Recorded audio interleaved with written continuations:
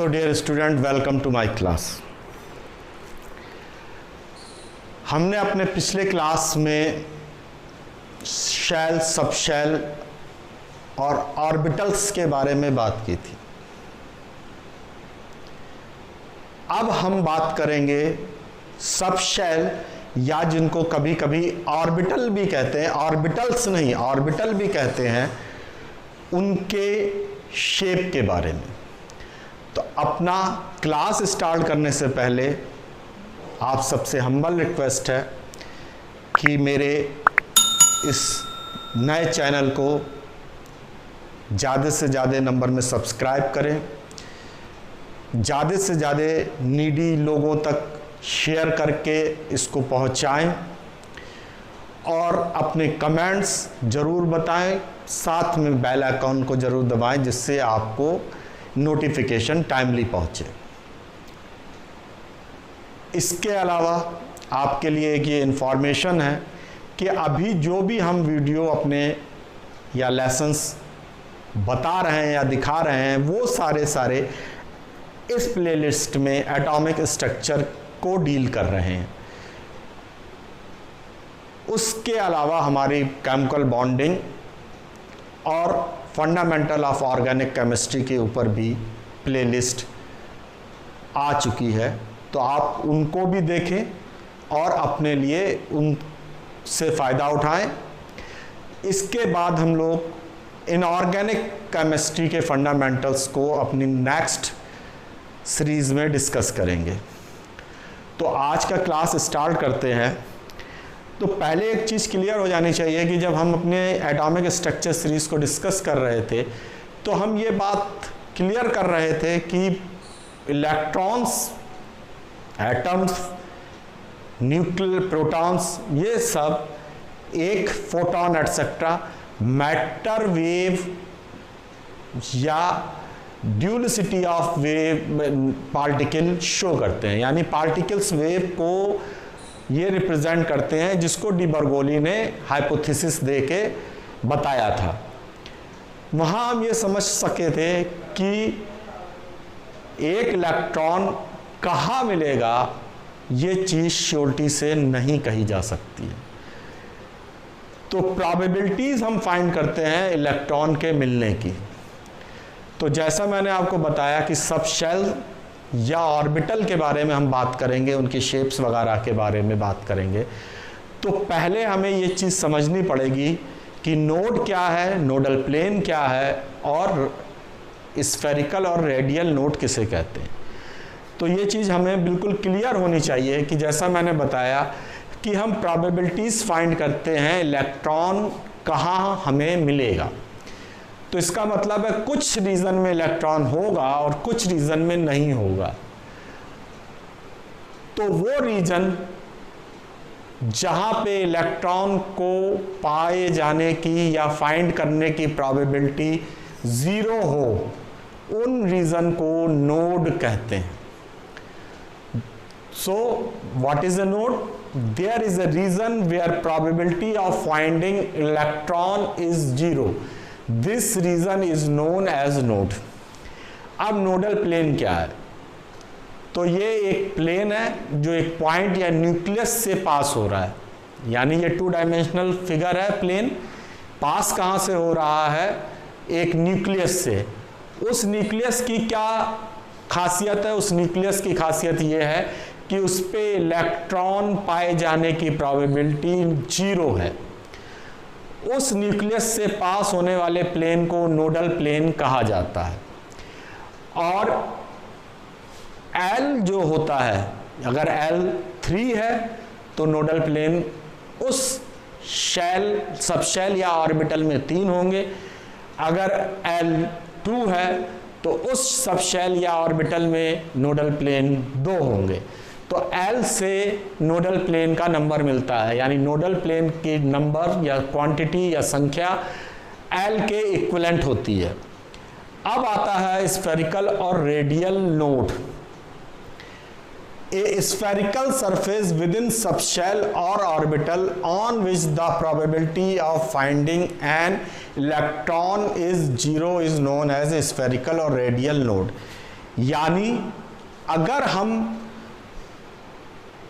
वो एरिया या surface spherical form में डिफाइन करें और उस पे हम ये कहें कि हमें इलेक्ट्रॉन मिलने की प्रोबेबिलिटी 0 है, उस सरफेस को हम स्फेरिकल और रेडियल नोड के नाम से जानते हैं। तो ये 3 चीज़ें हमें जानना ज़रूरी थी। अब हम डिस्कस करेंगे जो हमारी ऑर्बिटल्स हैं उनकी शेल के बारे में, सब शेल्स, और जो ऑर्बिटल्स हैं उनके हम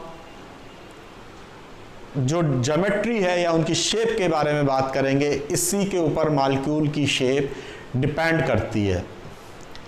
तो होपफुली आप इसको लिख लेंगे 1 मिनट में, या इसका स्क्रीनशॉट ले लेंगे और इसको मैं रब करूँगा। तो अब हम ऑर्बिटल या सब शेल के ज्योमेट्री या शेप के बारे में बात करेंगे। तो हमें सबसे पहले एस के बारे में बात करनी है। एस सब शेल और एस ऑर्बिटल, इसके लिए L0 है, ये N1 को रिप्रेजेंट करती है। तो N1 के लिए L0 होता है। जब L0 है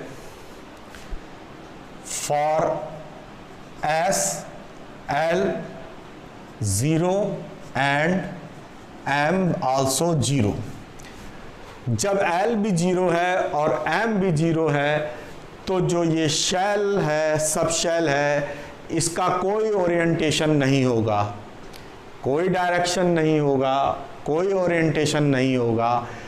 इसलिए इसको स्फीयर से रिप्रेजेंट करते हैं या इसकी शेप स्फेरिकल होती है। हैव स्फेरिकल शेप, यानी ये इस तरह से होती है, ये ऐसे। अब हम बात करते हैं P की।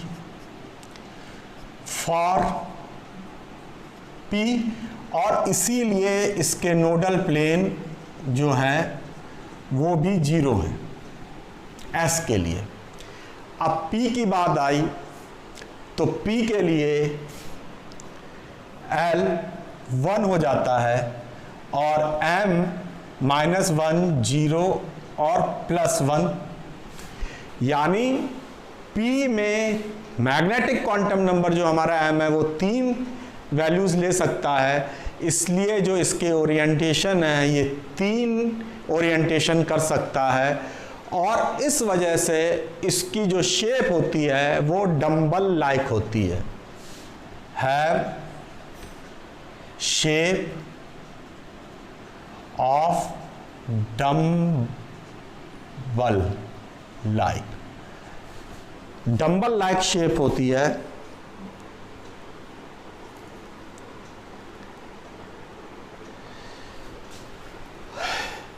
और इसका नंबर ऑफ नोडल प्लेन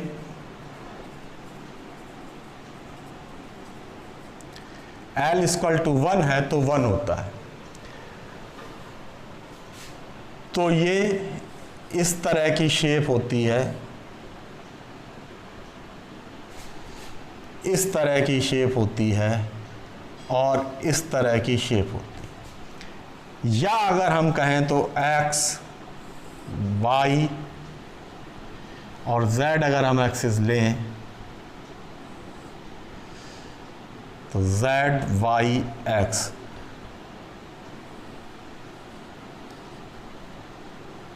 ये एक हो जाएगा। ये Z एक्सिस पे अगर हम देखें तो इस तरह से होगा, और सिमिलरली D पे भी, Y पे भी ये इस तरह से X, Y, Z एक्सिस के अकॉर्डिंग हमें 3 ओरिएंटेशन में डंबल शेप ऑर्बिटल और सबशेल मिलती हैं। धीरे धीरे हम देखेंगे जैसे जैसे हम शेल्स में आगे बढ़ेंगे तो हमारे जो शेप्स हैं वो कॉम्प्लेक्स होते चले जाएंगे। डी पे तो अब डी की बात करेंगे। फॉर डी जो एल है वो हो जाएगा 1 और 2। सिमिलरली एम जो है वो -2, -1, 0, 1, 2, ये 5। तो इट हैव 5 ओरिएंटेशन।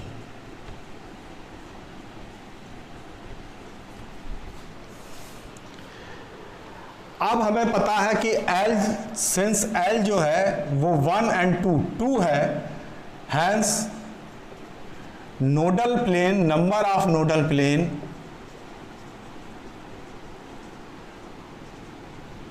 2 हो जाएगा।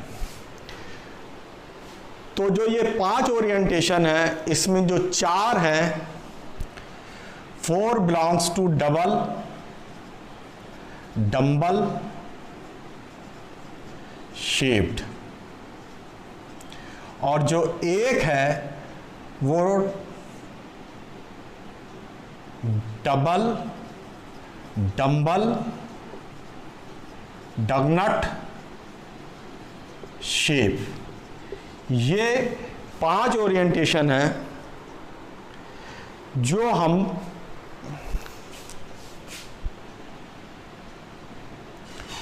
डगनट, ये 5 ओरिएंटेशन इस तरह से हमारे हैं।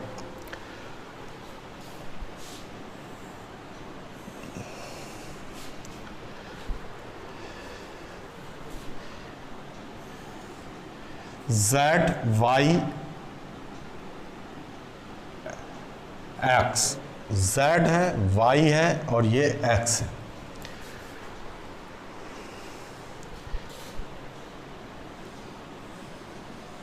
तो एक शेप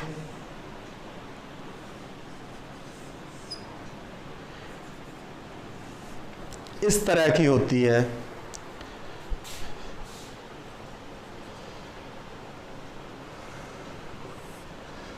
दूसरी शेप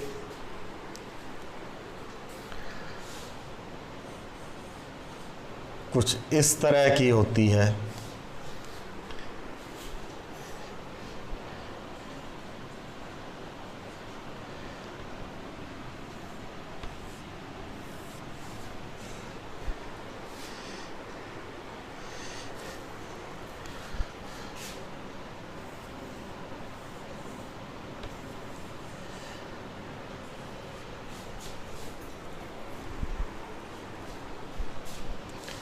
कुछ इस तरह की शेप तीसरी होती है।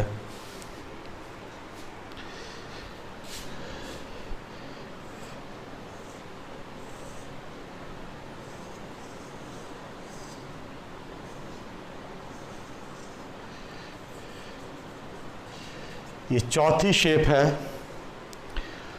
और एक शेप ये इस तरह की।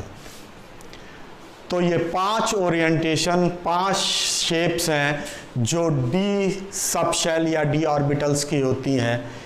ये ज्योमेट्रीज डिफाइंड करती हैं, ये मॉलिक्यूल की शेप को डिफाइंड करती हैं। इसके बाद जो एफ आता है, एफ में शेप्स कॉम्प्लेक्स हो जाती हैं, उसको ड्रॉ करना इतना आसान नहीं है और फ्री हैंड ड्रॉ करना बिल्कुल भी आसान नहीं है। तो वो शेल्स की शेप्स को मैं ड्रॉ नहीं करूँगा, आपको ये बताएंगे कि वो कैसे आप निकालेंगे, क्या होगा। तो इसको 1 मिनट लेके आप इसको या तो स्क्रीनशॉट ले लें या इसको नोट डाउन कर लें। तो F के लिए, फॉर F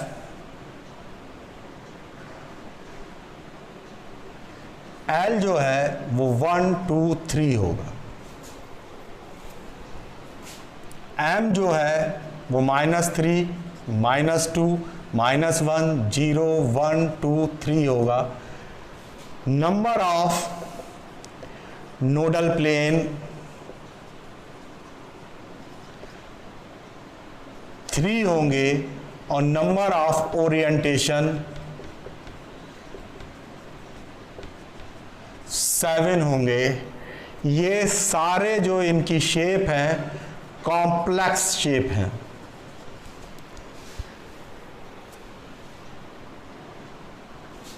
इन सब का जो सेंटर है वो न्यूक्लियस पे है, जो एटॉमिक न्यूक्लियस है वो सेंटर पे है इसके, और ये कॉम्प्लेक्स शेप है।